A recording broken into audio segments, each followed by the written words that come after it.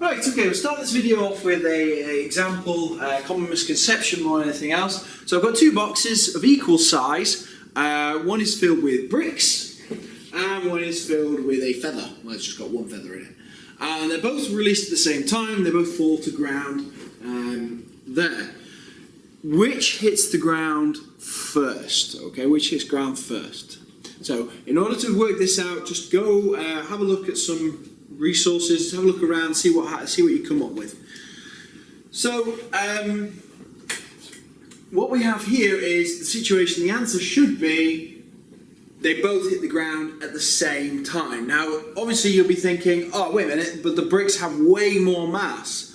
Well, mass has got nothing to do with the rate in which something falls, okay? It's got nothing to do with that whatsoever. So they both hit the ground at the same time because they're both being accelerated downwards at the same rate. That rate is 9.81 meters per second to minus 2. Drag and air resistance are negligible, okay? So as long as drag and air resistance are negligible, it's not going to have any effect upon the rate in which something falls. Normally we apply this to being in a vacuum, but negligible air resistance also works as well. So where air resistance is negligible, we get a situation where these objects fall at the same rate. So let's change this situation up slightly.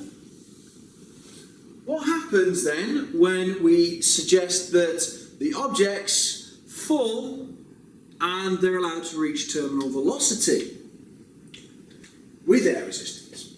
So I'm going to extend the drop, and they're both going to be released at the same time. Which hits the ground first?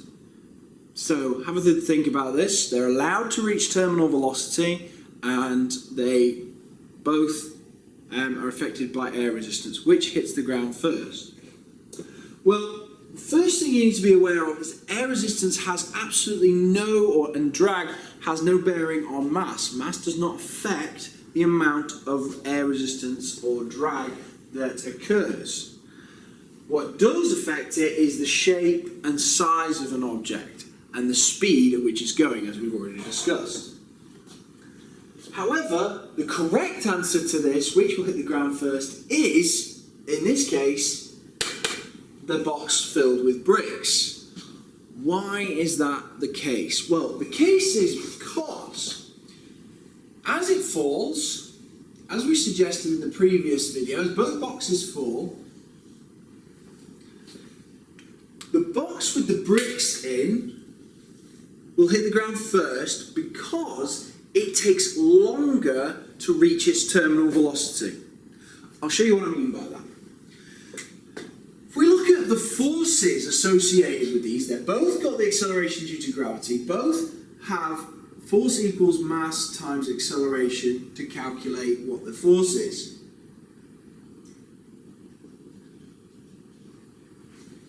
Obviously, you will suggest that this force is significantly bigger than the force on the feather. So what happens here is that as they speed up, we get more and more drag. Now because the feather has less force, it takes less time for the force due to drag, created by the speed at which the box is going, to allow it to reach terminal velocity. However, the box with the bricks in still will have an external resultant force as a result, and therefore it's still going to be accelerating downwards. It's going to gain much more speed until finally it does reach its terminal velocity, where the force due to drag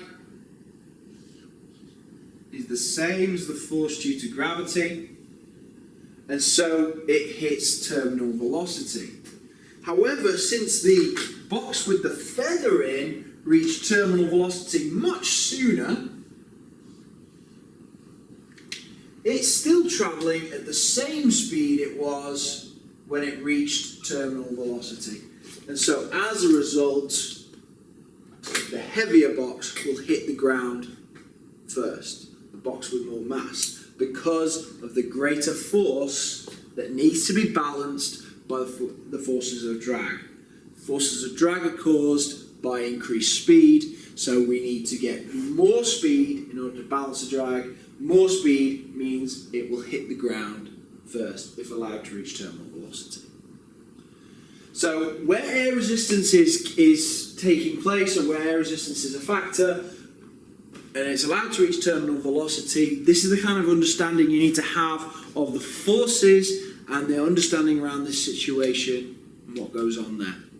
Have a look. Now, one of the most important things for you to try out is try out with your friends, try out with someone who doesn't do physics or doesn't know physics that well. Try and explain the concepts to them, because being able to explain this to them in a way that they understand it is going to allow you to be able to transfer those thoughts correctly when it comes to answering questions in an exam.